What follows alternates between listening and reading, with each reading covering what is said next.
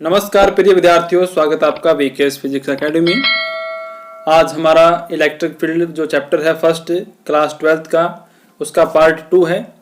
कल हमने जो बहुत चयनात्मक प्रश्न है एबेसेदे वाले, उनका सॉल्यूशन देखा था और उम्मीद करता हूँ आपको वीडियो बहुत अच्छी लगी होगी और आप ज़्यादा से ज़्यादा विद्यार्थियों को उसे शेयर जरूर करें ताकि प्रत्येक विद्यार्थी को उसका लाभ मिल सके।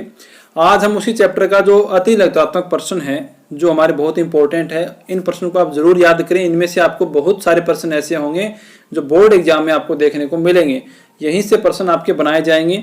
तो इनको हम शुरू करते हैं। हमारे पास इस वीडियो के अंदर पहले चैप्टर में ये 20 क्वेश्चन है और काफ़ी इंपॉर्टेंट क्वेश्चन है। एक तरीके से आपके पूरे चैप्टर का ये सारांश है, ये मान लीज सकते हो आप। और जैसे जैसे मैं आपको बताऊंगा साथ साथ में आपको मैं थोड़ा सा डिटेल भी बताता जाऊंगा, जिससे कि आपका रिवीजन भी होता रहेगा। तो सबसे पहले आप वीडियो को लाइक करें, चैनल को सब्सक्राइब करें और सभी विद्यार्थियों के पास इसे शेयर जरूर करें। अपने व्हाट्सएप पे, अपने फेसबुक आईडी पे, जहाँ पे भी आप सोशल मीडिया का उपयोग करते हैं वहाँ पे ज़रूर लगाएं, ताकि हर एक विद्यार्थी आप जो भी आपसे जुड़ा हुआ है वह आप इस वीडियो तक पहुँच सके और आप इसका लाभ ले सके।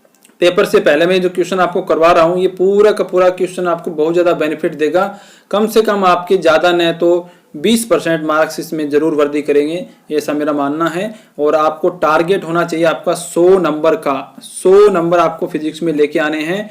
उसके लिए मैं जितनी पॉसिबल कोशिश कर सकता हूँ उतनी कोशिश करूँगा। बाकी देखो, बिना रुचि के, बिना इंटरेस्ट के कोई किसी को न तो सिखा सकता है न कुछ पढ़ा सकता है। अगर आप रुचि दिखाएंगे तो आपके बेस्ट तरीके से याद होंगे, और अगर आप रुचि नहीं दिखाएंगे तो उसका आपको कोई फायदा नहीं मिलेगा। तो यहाँ पे पहला क्वेश्चन देखें, एक क्वांटम आवेश का मान लिखिए। देखिए, एक क्वांटम आवेश क्वांटीकरण सिद्धांत आपने पढ़ा है, Q बराबर NE चैप्टर फर्स्ट के अंदर लगभग स्टार्ट में आ जाता है। एक क्वांटम आवेश इलेक्ट्रॉन के आवेश के बराबर माना जाता है, जिसका मान होता है 1.6×10⁻19 कूलाम के बराबर होता है। उसे बोलते हैं एक क्वांटम आवेश। दूसरा क्वेश्चन, R दूरी पर स्थित दो प्रोटोनों के मध्य स्थिर विद्युत बल F है। मान लीजिए दो प्रोटोन है जो R दूरी पर रखे गए हैं, इनके मध्य बल का मान कितना है? F है। ठीक है, इन प्रोटोनों को हटा दें और यहाँ पे क्या रख दें? हम इलेक्ट्रॉन रख दें, तो विद्युत बल का मान कितना होगा? देखो, F ही रहेगा, विद्युत बल का मान कुछ भी चेंज नहीं होगा, क्योंकि हमने दूरी को चेंज नहीं किया है। प्रोटॉन पे आपका धनात्मक आवेश होता है, इलेक्ट्रॉन पे भी ऋणात्मक आवेश है, दोनों इलेक्ट्रॉनों पे, यानी बल तो यहाँ पे प्रतिकर्षण का ही लगेगा। अगर आपसे प्रकृति पूछ ली जाए तो भी प्रकृति बता सकते हो, प्रतिकर्षण का लगेगा, दोनों पे सेम चार्ज है। अब परिमाण में दोनों पे आवेश का मान बराबर होता है, प्रकृति में अलग होता है। तो हम जब कूलाम नियम लगाते हैं तो हमेशा आवेशों के परिमाणों का गुणनफल होता है। याद रखें, परिमाणों का गुणनफल होता है। इसलिए अगर दो इलेक्ट्रॉन है या दो प्रोटॉन है तो इनके मध्य बराबर दूरी के लिए बराबर बल ही लगेगा। तो इसका उत्तर क्या होगा? बल का मान चेंज नहीं होगा, बल F ही रहेगा। तीसरा क्वेश्चन, एक आवेश के द्वारा दूसरे आवेश पर लगने वाला विद्युत बल कितना है? F है। एक अन्य आवेश की उपस्थिति में प्रथम आवेश के द्वारा दूसरे आवेश पर कितना बल लगेगा? आपको यह दिया गया है कि एक आवेश मान लो यहां पर है, दूसरा आवेश यहां पर है, इन दोनों के मध्य कितना बल लग रहा है? F लग रहा है। अब यहां पर कोई अन्य आवेश आ गया तो उस आवेश के द्वारा इस दूसरे आवेश पर कितना बल लगेगा, इस तरीके से आपसे पूछा है। तो आपको याद रखना है कि जो बिंदु आवेश होते हैं, कूलाम नियम की विशेषता है कि दो आवेशों के मध्य लगने वाला जो बल है ये एक द्विवस्तु अंतःक्रिया है। कूलाम बल क्या होता है? द्विवस्तु अंतःक्रिया है, टू बॉडी इंटरेक्शन होता है ये। तो ये दो वस्तुओं के बीच में ही काम करेगा। इनमें जो जितना बल लग रहा है वो किसी अन्य आवेश की उपस्थिति से प्रभावित नहीं होता है। ये फर्स्ट चैप्टर में जहां पर कूलाम नियम खत्म होता है, उसके बाद विशेषताएं और कमियां लिखी हुई हैं, बाउंडेशन लिखी हुई, वहां पे जाके आप पढ़ सकते हैं अगर आपने अभी तक इसको नहीं पढ़ा है तो। यानी इनके मध्य अपना बल खुद का होगा, इनके मध्य इनका होगा और इन दोनों के बीच में अपना खुद का होगा। ये किसी अन्य आवेश की उपस्थिति से प्रभावित नहीं होता है। 4 नंबर क्वेश्चन, यदि किसी माध्यम का पराविद्युतांक 1 हो तो उसकी निरपेक्ष विद्युतशीलता कितनी होगी? देखिए, निरपेक्ष विद्युतशीलता यहाँ पे निर्वात के बराबर ही होगी, क्योंकि एप्सिलॉन m यानी कि माध्यम की विद्युतशीलता होती है एप्सिलॉन नॉट एप्सिलॉन r के बराबर। तो यहाँ पे पराविद्युतांक का मान यानी एप्सिलॉन r का मान आपको 1 दिया है, तो ये 1 होने के बाद माध्यम की जो विद्युतशीलता है वो एप्सिलॉन नॉट के बराबर ही रहेगी। यानी कि आप कह सकते हैं जितनी निर्वात की होती है उतनी ही यहाँ पर निरपेक्ष विद्युतशीलता रहेगी। और उसका मान अगर बताना चाहें तो आप जानते हैं 8.85 इंटू 10⁻⁻12 कूलम्ब स्क्वायर बटे न्यूटन मीटर स्क्वायर होती है। 5 नंबर क्वेश्चन और 6 number question most important question है दोस्तों, मोस्ट इंपोर्टेंट। यदि दो बिंदु आवेशों Q1 और Q2 के लिए Q1 Q2 लेस देन 0 से छोटे हैं, इनका गुणनफल, तो दोनों आवेशों के मध्य बल की प्रकृति क्या होगी। आपको देखने से कुछ पता लग रहा होगा कि 0 से छोटे होने का मतलब है इन दोनों का गुणनफल कैसा है, नेगेटिव है। और नेगेटिव होने का मतलब क्या है, इन दोनों आवेशों में से एक तो धनात्मक प्रकृति का होगा और एक ऋणात्मक होगा। और जब ऐसा होगा तो आकर्षण बल होता है, तो यहाँ पे प्रकृति क्या होगी, आकर्षण बल की। और छठा क्वेश्चन इसका अपोजिट दिया गया है, इसमें 0 से बड़ा दे दिया, ग्रेटर देन है। तो ग्रेटर देन है तो ग्रेटर देन का मतलब कब हो सकता है, या तो दोनों माइनस के हों या दोनों प्लस के हों। और दोनों ही कंडीशन में इनमें प्रतिकर्षण बल कार्य करेगा, तो इनके बीच में लगने वाले जो बल की प्रकृति है वो प्रतिकर्षण की होती है। 7 नंबर क्वेश्चन, विद्युत क्षेत्र ई में रखे Q आवेश पर कितना बल कार्यरत होगा। नॉर्मल आप जानते हैं कि विद्युत बल F बराबर क्या होता है, QE होता है। कल ही मैंने ये फॉर्मूला बताया था। अगर आप वेक्टर में लिखना चाहते हैं तो QE वेक्टर होता है यहाँ पर, ठीक है, ये होता है आपका फॉर्मूला। और इलेक्ट्रॉन के लिए यहाँ पे माइनस लग जाएगा, क्योंकि इलेक्ट्रॉन पे विद्युत बल है वो विद्युत क्षेत्र के विपरीत दिशा में कार्यरत होता है। Question number 8 most important question है, किसी आवेशित कण के द्रव्यमान और आवेश पर चाल का क्या प्रभाव पड़ता है। देखिए आवेश पर तो चाल का कोई प्रभाव नहीं पड़ेगा, ये तो रहेगा नियत, ठीक है। आवेश तो हमेशा क्या रहता है, नियत रहता है, निश्चल राशि है। लेकिन अगर हम द्रव्यमान की बात करें तो द्रव्यमान नॉर्मल कंडीशन में तो द्रव्यमान हम नियत मानते हैं, नियत ही होता है। लेकिन अगर हमारे वस्तु की चाल लगभग प्रकाश के चाल जितनी या उसके आप आधी मान सकते हो, 1/4 इतनी अगर होती है प्रकाश की चाल जो c होती है 3 × 10⁸ मीटर प्रति सेकंड, तो उस कंडीशन में आप ये बोलेंगे कि जो द्रव्यमान है वो बढ़ेगा, ठीक है। चाल बढ़ने पे द्रव्यमान बढ़ेगा। नॉर्मल जो चाल होती है वस्तुओं की हमारे दैनिक जीवन में, उसमें आवेश का मान द्रव्यमान का मान बिल्कुल भी चेंज नहीं होता। लेकिन अगर चाल इतनी ज्यादा बढ़ जाए कि वो लगभग प्रकाश की चाल के बराबर हो जाए, उस कंडीशन में द्रव्यमान का मान क्या होगा, बढ़ेगा। और आइंस्टीन का जो रिलेशन है मैं आपको थोड़ा बता देता हूं कि यहाँ पर आइंस्टीन ये बताया था m0/√1 - v²/c²। इस फॉर्मूले के अकॉर्डिंग द्रव्यमान है वो बढ़ता है, ये आपने पढ़ा होगा। क्वेश्चन नंबर 9, उस विद्युत क्षेत्र की तीव्रता का परिमाण कितना होगा जो एक इलेक्ट्रॉन के भार को संतुलित रखेगा। देखिए बहुत ही ज्यादा मोस्ट इंपोर्टेंट क्वेश्चन है मेरे अकॉर्डिंग। यहाँ पर भार भी दिया गया इलेक्ट्रॉन का और विद्युत क्षेत्र का परिमाण भी दिया गया है। इलेक्ट्रॉन का आवेश आप जानते हैं, इलेक्ट्रॉन का द्रव्यमान भी जानते हैं, फिर भी इसने क्वेश्चन में दिया है।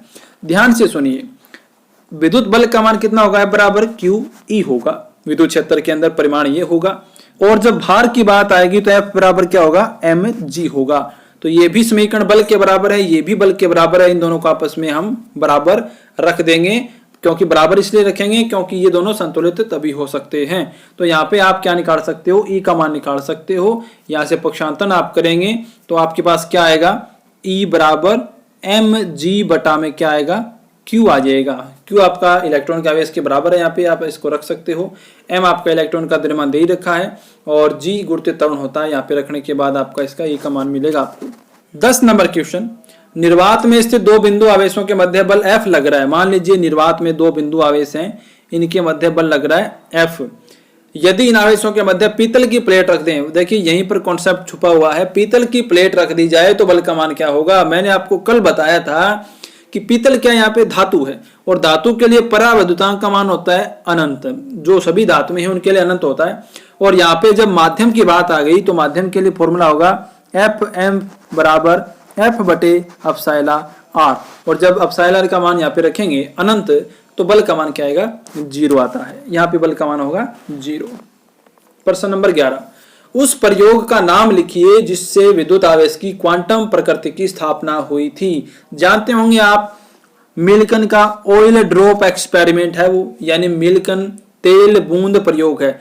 देखिए ध्यान से, तेल बूंद प्रयोग है। ज्यादातर विद्यार्थी तेल बिंदु प्रयोग पढ़ते हैं और इसको लिखते भी हैं, बहुत जगह मैंने देखा है बिंदु प्रयोग नहीं होता, ऑयल ड्रॉप एक्सपेरिमेंट था वो, तो तेल बूंद प्रयोग होता है। 12 नंबर क्वेश्चन, विद्युत द्विध्रुव आघूर्ण की परिभाषा दीजिए। देखिए परिभाषा तो आपको याद रखनी होगी, फिर भी मैं बता देता हूं परिभाषा क्या होती है विद्युत द्विध्रुव आघूर्ण की। विद्युत द्विध्रुव के किसी एक आवेश के परिमाण, क्योंकि विद्युत द्विध्रुव कैसे बनाते हो आप, प्लस क्यू माइनस क्यू आवेश यानी समान परिमाण के और विपरीत प्रकृति के जब आवेश अति अल्प दूरी पर रखे होते हैं तो इस प्रकार की व्यवस्था को हम विद्युत द्विध्रुव बोलते हैं। तो यहाँ पर हमें आघूर्ण बनाने के लिए एक आवेश का परिमाण लेना पड़ेगा दोनों में से। तो विद्युत द्विध्रुव के किसी एक आवेश के परिमाण तथा उन दोनों के मध्य विस्थापन के गुणनफल को, क्योंकि यहाँ पे द्विध्रुव आघूर्ण सदिश राशि है इसलिए दूरी न बोल के विस्थापन आपको बोलना पड़ेगा। विस्थापन के गुणनफल को विद्युत द्विध्रुव आघूर्ण बोलते हैं, वो सदिश राशि होती है और उसका फॉर्मूला होता है P वेक्टर बराबर है Q इंटू 2A वेक्टर। यहाँ पे विस्थापन आपको मानना पड़ेगा और दिशा होती है माइनस आवेश से प्लस आवेश की ओर। 13 नंबर क्वेश्चन, आदर्श विद्युत द्विध्रुव की शर्त लिखिए। अब भाई आदर्श विद्युत द्विध्रुव कौन सा होगा, एक ऐसा द्विध्रुव जिसमें आवेशों का मान तो हो अनंत, क्या हो, आवेशों का मान हो अनंत, बहुत ज्यादा, ठीक है, अनंत की तरफ मान सकते हो, और उनके मध्य जो विस्थापन है, जो डिस्टेंस है वो बहुत ही कम हो, ऑलमोस्ट नगण्य हो। ऐसे द्विध्रुव को हम क्या मानेंगे, आदर्श मानेंगे। ठीक है। 14 नंबर प्रश्न, ऐसे कण का उदाहरण बताइए जिसका विराम द्रव्यमान शून्य होता है और अनावेशित होता है। जी वो होता है फोटोन। फोटोन वही जो आपने 11th चैप्टर में प्रकाश विद्युत प्रभाव में पढ़ा होगा, डी ब्रोगली तरंग दैर्ध्य वगैरह। फोटोन एक ऐसा कण है जिसका विराम द्रव्यमान शून्य होता है और उस पर चार्ज भी नहीं होता है, क्योंकि आपको पता है द्रव्यमान जब नहीं होगा तो चार्ज कभी नहीं आ सकता। चार्ज हमेशा उसी वस्तु पे आएगा जिसका कोई द्रव्यमान हो, और इसका द्रव्यमान अगर हम विराम द्रव्यमान शून्य होता है तो उस पर चार्ज कहां से आएगा। 15 नंबर क्वेश्चन, नियतांक के जो कूलाम नियतांक होता है 1/4 पाई एप्सिलॉन नॉट का मान किन कारकों पर निर्भर करता है। तो आपने देखा होगा सीजीएस में के का मान 1 होता है और एमकेएस में आप जानते हो 9 × 10⁻⁹ होता है। इसका मतलब वो मात्रक पद्धति पर तो निर्भर करता ही करता है। इसके साथ साथ में यहाँ पर एप्सिलॉन आर भी लग जाता है जब माध्यम की बात होती है। इसका मतलब वो माध्यम पर भी निर्भर करता है। तो जो के है वो मात्रक पद्धति पर और माध्यम पर निर्भर करता है। क्वेश्चन नंबर 16, 7n14 नाभिक पर आवेश का मान कूलाम में लिखें। देखिए आपने क्वांटीकरण सिद्धांत पढ़ा होगा Q बराबर Ne, वो तो तब यूज होगा जब आपको इलेक्ट्रॉनों की प्रोटॉनों की संख्या बतानी हो, संख्या से संबंधित है या आवेश का मान बताना हो। लेकिन जब हमें परमाणु क्रमांक से संबंधित पूछा जाए तो हमारा जो फॉर्मूला होता है Q बराबर वो होता है Ze। ठीक है, जैसे Z परमाणु क्रमांक है, यहाँ पे 1 होगा हाइड्रोजन के लिए, 2 होगा हीलियम के लिए। इस तरीके से जिस परमाणु क्रमांक आपको रखना हो उसको इलेक्ट्रॉनों के आवेश से गुणा कर दीजिए, उसका टोटल आवेश अपने पास से आ जाएगा। तो यहाँ पे 7n14 है तो परमाणु क्रमांक नाइट्रोजन है तो नाइट्रोजन का कितना है 7, तो इलेक्ट्रॉन का जो आवेश है उसको 7 से गुणा कर दीजिए तो आपका यहाँ पर आवेश का मान आ जाएगा कूलाम के अंदर। 17वां क्वेश्चन, एबोनाइट की छड़ को फर्श से रगड़ने पर एबोनाइट की छड़ ऋणावेशित क्यों हो जाती है। बहुत ही मोस्ट इंपोर्टेंट क्वेश्चन है। अगर आपने वीडियो देखी है इस टॉपिक की तो आप अच्छे से समझ जाते हैं। मैंने इसको अच्छे से तरीके से बताया है, फिर भी अगर आपने नहीं देखी है तो आप प्लेलिस्ट में जाके देख सकते हैं। देखें, जो फर है और एक आपकी एबोनाइट की छड़ है, जब इन दोनों के बीच में घर्षण होगा तो एबोनाइट की छड़ के अंदर जो इलेक्ट्रॉन है वो बहुत ही मतलब एक दृढ़ तरीके से बंधे रहते हैं और फर में वो मतलब एक स्थिर तरीके से बिल्कुल कमजोर बंधे रहते हैं। जब इनमें घर्षण होगा तो यहाँ से इलेक्ट्रॉन जो है फर से निकल कर कहाँ आ जाएंगे, वो आ जाएंगे एबोनाइट की छड़ में। और एबोनाइट की छड़ में आएंगे इसका मतलब जहां आवेश आ जाता है, जहां पर इलेक्ट्रॉन आ जाएंगे वो तो ऋणावेशित हो जाएगी और जहां से इलेक्ट्रॉन निकल जाते हैं वो धनावेशित हो जाती है। अगर आपसे यहाँ ये पूछने की फर है वो क्या होगी, किस प्रकार से आवेशित होगी, तो आप बोलेंगे वो धनावेशित होगी और छड़ है वो ऋणावेशित होती है। 18 नंबर प्रश्न, आवेश के सीजीएस और एसआई मात्रकों के नाम लिखो, इनमें क्या संबंध है। देखिए सीजीएस मात्रक तो होता है स्टेट कूलाम, ठीक है, क्या होता है स्टेट कूलाम होता है या उसे आप ESU भी बोलते हैं, और एसआई मात्रक होता है उसका कूलाम। ठीक है, एसआई मात्रक क्या होता है कूलाम। इनमें संबंध क्या होता है, एक कूलाम में 3 × 10⁹ ESU होते हैं। ये इनमें क्या होता है संबंध होता है। 19 नंबर प्रश्न, एक समान विद्युत क्षेत्र में विद्युत द्विध्रुव कब स्थायी साम्यावस्था में होगा? जब एक समान विद्युत क्षेत्र होता है उस कंडीशन में ये स्थायी तभी होता है जब आपका द्विध्रुव आघूर्ण और विद्युत क्षेत्र एक दिशा में हो, यानी इसमें कितना बने, थीटा बराबर है 0 डिग्री का अगर कोण बनता है, उसी कंडीशन में ये स्थायी साम्यावस्था के अंदर होते हैं। 20 नंबर प्रश्न, एक समान विद्युत क्षेत्र में द्विध्रुव पर परिणामी बल कितना होगा? जब आपने द्विध्रुव के बारे में पढ़ा था, फर्स्ट चैप्टर के लास्ट टॉपिक ही आता है आपका, इस तरीके से आपने एक समान द्विध्रुव बनाया था, विद्युत क्षेत्र बनाया था, उसमें एक आपने थीटा कोण पे द्विध्रुव रखा था और आपने देखा था कि उस पे लगने वाला जो परिणामी बल है वो तो 0 होता है। इसको मैंने कल भी बताया था, कल वाली वीडियो आप देख सकते हैं। वो तो 0 होता है, लेकिन बल आघूर्ण इसमें लगता है। बल आघूर्ण टो बराबर PE sin थीटा के अकॉर्डिंग लगता है, लेकिन परिणामी बल होता है 0।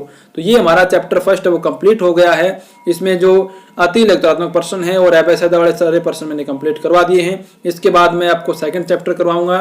तो वीडियो को लाइक करें, कमेंट करें, शेयर करें और अभी तक आपने अगर हमारे चैनल को सब्सक्राइब नहीं किया है तो सब्सक्राइब जरूर कर लीजिएगा, क्योंकि पेपर से पहले तक आपको इसमें पूरी फिजिक्स के डिटेल, आपकी न्यूमेरिकल, छोटे क्वेश्चन, सब कुछ की डाउट क्लियर किया जाएगा। और अगर आप किसी टॉपिक में प्रॉब्लम रखते हैं तो उसको आप कमेंट कर दीजिए, मैं उसकी वीडियो भी डाल दूंगा। धन्यवाद।